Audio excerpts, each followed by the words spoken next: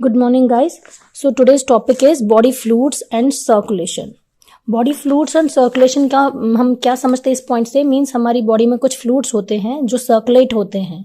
और वो सर्कुलेट क्यों होते हैं? बिकॉज हमारी बॉडी में जो फूड आइटम्स होते हैं, जो हम खाना खाते हैं, उसको तोड़ना पड़ता है। वो एक पाथवेज के थ्रू जाता है, दैट इज कैटाबॉलिक पाथवेज, जिसमें glycolysis, electron transport chain, TCS cycle. मतलब ये होता क्या है, चाहे तुम कार्बोहाइड्रेट खाते हो, चाहे तुम प्रोटीन्स खाते हो, फैट्स खाते हो, न्यूक्लिक एसिड खाते हो, कुछ भी जो खाना तुमने खाना है उसका मकसद क्या है? अल्टीमेटली वो फूड टूट के हमें एटीपी दे देगा, एनर्जी देगा और हमारी बॉडी के लिए सर्वाइवल होगा। सो ऐसे ही हमारी बॉडी में हर एक सेल के अंदर ऑक्सीडेशन ऑफ फूड होता है। और ऑक्सीडेशन ऑफ फूड यानी कि इनका कैटाबॉलिक पाथवेज का चलना, ये होता किससे है? ऑक्सीजन मॉलिक्यूल से। सो हर किसी सेल को सरवाइव करने के लिए कुछ न्यूट्रिएंट्स की जरूरत पड़ती है, कुछ एसेंशियल सब्सटेंसेस की जरूरत पड़ती है, और ऑक्सीजन स्पेशली पड़ता है जरूरत। किस लिए? सो दैट ये कैटाबॉलिक पाथवेज हो जाए, ये ब्रेक डाउन ऑफ फूड हो जाए, या फिर हम जिसको कहेंगे ऑक्सीडेशन ऑफ फूड हो जाए, और उसमें से हमें एनर्जी लिबरेट हो जाए, जो हम यूटिलाइज करेंगे अपने सर्वाइवल के लिए। साथ के साथ इन्हीं सेल्स में ड्यूरिंग दिस कैटाबॉलिक पाथवेज जब ये चल रहे होते हैं, कुछ हार्मफुल सब्सटेंसेस रिलीज होते हैं, और सबसे ज्यादा कार्बन डाइऑक्साइड रिलीज हो जाता है।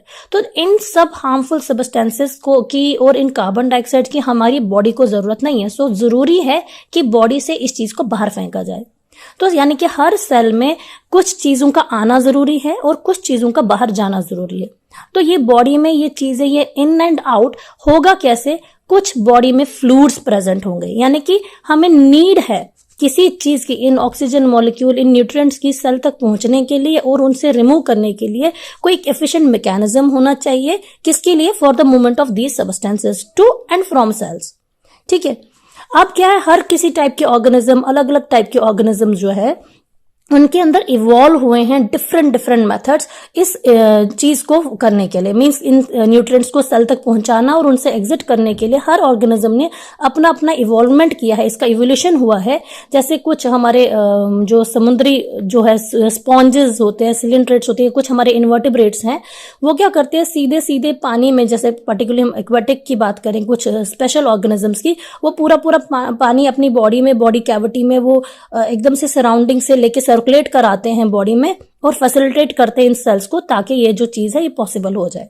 लेकिन जो बड़े ऑर्गेनिजम्स है, जिसमें खासकर हम ह्यूमन बींग्स आते हैं, उनके अंदर कुछ स्पेशल कॉम्प्लेक्स मैकेनिज्म होता है, जिसके थ्रू ये जो मूवमेंट होती है वो पॉसिबल हो जाती है। और ये मूवमेंट कौन करता है? स्पेशल फ्लूइड्स हमारी बॉडी में, that is blood and lymph. यानी कि हमने आज पढ़ना है ब्लड और लिम्फ। पर्टिकुलरली ये ब्लड और लिम्फ जो है, ये दो चीजें ऐसी है, दो फ्लूइड्स ऐसे हैं जो सर्कुलेट करते हैं हमारी बॉडी में, और इनका मकसद क्या है? इन्हीं न्यूट्रिएंट्स का टू एंड फ्रो जो करना है सेल के। सो यानी कि हम पढ़ेंगे आज composition and properties of blood and lymph. Specially हमारा फोकस ब्लड पे रहेगा, क्योंकि most of the time competitive exams में हमसे ब्लड के बारे में पूछा जाता है।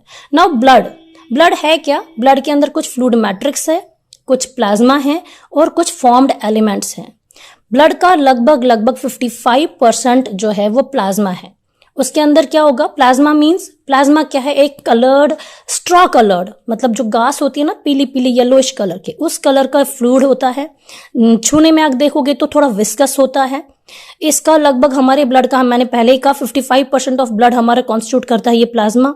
ये प्लाज्मा खुद किस चीज का बना होता है? बेसिकली लगभग तो इसमें 90 से 92% ऑफ जो है वाटर ही होता है प्लाज्मा में। लेकिन इसमें थोड़े स्पेशल प्रोटीन्स होते हैं, जैसे फिब्रिनोजेंस, ग्लोबुलिन्स, एल्ब्यूमिन। और ये प्रोटीन्स जो हैं, इन तीनों का कोई ना कोई मकसद जरूर है। जैसे फिब्रिनोजन जो है वो उसका मकसद क्या होता है? कोगुलेशन ऑफ ब्लड करना। ग्लोबुलिन जो प्रोटीन है वो कहाँ पे होता है? वो इन्वॉल्व होता है कुछ डिफेंस मैकेनिज्म। जब हमें कोई इन्फेक्शन वगैरह होता है, उस टाइम हमारी बॉडी में डिफेंस मैकेनिज्म की जरूरत पड़ती है, ये ग्लोबुलिन प्रोटीन वहां पे हेल्प करता है। एल्ब्यूमिन प्रोटीन जो इसमें प्रेजेंट है, वो किसके लिए होता है? हमारे ब्लड का ऑस्मोटिक बैलेंस बनाए रखने के लिए। और खासकर हमारे इस प्लाज्मा में, क्यों हमारे ब्लड का प्लाज्मा सबसे ज्यादा इंपॉर्टेंट है? क्योंकि इसी प्लाज्मा के अंदर कुछ स्पेशल मिनरल्स होते हैं, जैसे सोडियम, कैल्शियम, मैग्नीशियम, क्लोरीन, और कुछ इसके साथ साथ हमारा ग्लूकोज, अमाइनो एसिड्स, लिपिड्स, बहुत सारी चीजें होती है। और सबसे स्पेशल प्लाज्मा के अंदर होता है क्लॉटिंग फैक्टर्स, इनएक्टिव फॉर्म में होते हैं, जो जिनका एक डिफरेंट मैकेनिज्म है कि कैसे वो एक्टिव हो जाते हैं एंड देन वो कोगुलेशन में पार्टिसिपेट करते हैं। अगर हम इस प्लाज्मा को बिना क्लॉटिंग फैक्टर के देखें तो तब हम इसको सीरम बोल सकते हैं। ठीक है ना, ये तो हो गया हमारा प्लाज्मा। प्लाज्मा को छोड़ के हमने जो स्पेशली कॉम्पिटिटिव एग्जाम्स में आता है वो आते हैं ये फॉर्म्ड एलिमेंट्स। और ये फॉर्म्ड एलिमेंट्स क्या होता है, हमारे blood cells like erythrocytes, leukocytes, thrombocytes, मतलब हमारे आरबीसीज, हमारे डब्ल्यूबीसीज, हमारे प्लेटलेट्स। आरबीसीज को हम रेड ब्लड सेल्स भी बोलते हैं और एरिथ्रोसाइट्स भी बोलते हैं। डब्ल्यूबीसीज को हम व्हाइट ब्लड सेल्स या ल्यूकोसाइट्स बोलते हैं। और प्लेटलेट्स को हमारा अगला नाम जो होता है, जिसको हम केमिकल नेम काइंड ऑफ कहेंगे इनको, तो वो थ्रोम्बोसाइट्स होते हैं। सो वन बाय वन इनको हम पढ़ेंगे क्योंकि इन्हीं के बारे में ज्यादा इंपॉर्टेंट क्वेश्चन आते हैं। जैसे आरबीसीज, आरबीसीज जो है मोस्ट अबंडेंट हमारे ब्लड में आरबीसीज पाई जाती हैं। 40 से 45% लगभग हमारे ब्लड में हमारी आरबीसीज होती हैं। ये बनती कहाँ पे हैं, इनकी फॉर्मेशन होती है हमारे रेड बोन मैरो में। जो बोन्स के अंदर एक लिक्विड होता है उसको बोन मैरो कहते हैं, उसके अंदर इनकी फॉर्मेशन होती है। इनका लाइफ स्पेन होता है 100 से 120 डेज का। क्वेश्चन आता है मेल्स और फीमेल्स में, मेल्स में कितना पाया जाता है, फीमेल्स में कितना पाया जाता है। तो मेल्स में है 55 lakhs पर माइक्रोलीटर एंड फीमेल्स में है 50 lakhs पर माइक्रोलीटर। एंड सबसे इंपॉर्टेंट आरबीसीज के बारे में कि जो आरबीसीज है इनका लाइफ स्पैन हमने कहा 100 से 120 डेज का होता है, यानी कि उसके बाद ये मर जाएंगी या हम बोलेंगे रीजनरेट हो जाएंगे। कैसे, ये जाके डिस्ट्रॉय होती हैं हमारे स्प्लीन, एक ऑर्गन होता है हमारी बॉडी में, उसको कहते हैं स्प्लीन। तो स्प्लीन का अगला नाम हम बोलते हैं ग्रेवयार्ड ऑफ आरबीसीज, बिकॉज ये जाके वहां पे डिस्ट्रॉय हो जाती हैं। या हम कहेंगे स्प्लीन को ब्लड बैंक ऑफ बॉडी, क्योंकि वहां पे आरबीसीज रिसाइकल्ड हो जाती है।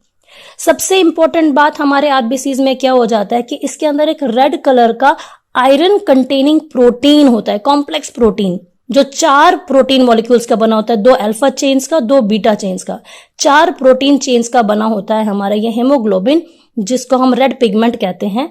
और इस हेमोग्लोबिन में स्पेशलिटी क्या होती है, जो हमारी रेस्पिरेशन होती है, respiratory gases, particularly oxygen binding, उसके लिए रिस्पॉन्सिबल होता है। और अगर हमारे ये आरबीसीज का लेवल गिर जाता है तो पेशेंट को हो जाती है डेफिशिएंसी, एंड डेफिशिएंसी के कारण हो जाता है अनीमिया। और आरबीसीज के रिलेटेड सबसे इंपॉर्टेंट बात, एक जेनेटिक डिसऑर्डर होता है सिकल सेल एनीमिया।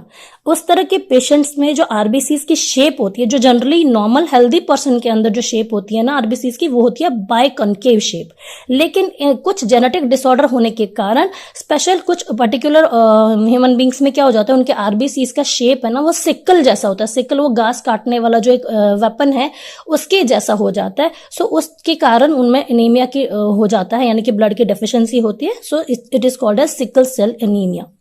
नेक्स्ट है हमारा डब्ल्यूबीसीज, यानी कि white blood cells. White blood cells का एक और नाम है ल्यूकोसाइट्स, बिकॉज इनके अंदर कोई हीमोग्लोबिन नहीं है, सो ये कलरलेस होती हैं। बिकॉज आरबीसीज में हमने देखा था हेमोग्लोबिन था और रेड कलर था, इसलिए हमारी आरबीसीज रेड होती है, तो इसीलिए उनका रेड नाम है। लेकिन जो डब्ल्यूबीसीज है इनके अंदर कलर कोई नहीं होता, कोई हीमोग्लोबिन नहीं है, सो ये व्हाइट कलर की होती है, या हम कलरलेस बोलेंगे। ये हमारा डिफेंस सेल्स होती हैं। इनका लाइफ स्पेन बहुत ही छोटा होता है, फ्यू आवर का। ये न्यूक्लिएटेड होती हैं, इनके अंदर न्यूक्लियस होता है और 4000 से 11000 पर माइक्रोलीटर होती हैं। सबसे स्पेशल बात अगर हम बोलेंगे डब्ल्यूबीसीज में, इनके टाइप्स होते हैं, ये 2 ही टाइप की होती हैं, एक तो ग्रैन्युलोसाइट्स एंड दूसरा ए ग्रैन्युलोसाइट्स। ग्रैन्युलोसाइट्स में आपके ये आते हैं इसिनोफिल्स, बेसोफिल्स, न्यूट्रोफिल्स। ए ग्रैन्युलोसाइट्स में 2 ही टाइप है, लिम्फोसाइट्स एंड मोनोसाइट्स, जिसमें आपने most of the time lymphocytes का नाम सुना होगा, जो पर्टिकुलरली इम्यून सिस्टम के लिए हमारे रेस्पॉन्सिबल होते हैं, क्योंकि लिम्फोसाइट्स अपना T cells and B cells होते हैं, जो दोनों हमारा इम्यून रेस्पॉन्स, यानी कि जब बॉडी में कोई इन्फेक्शन हो जाता है, कोई फंगल हो, वायरल हो, कोई भी टाइप का पैथोजन बॉडी में आता है, तो उन पैथोजन से लड़ने के लिए हमारे लिम्फोसाइट्स एकदम से एक्टिवेट हो जाते हैं, धीरे धीरे वो सारे डब्ल्यूबीसीज को एक्टिवेट करते हैं और हमारा इम्यून रिस्पॉन्स आने लगता है।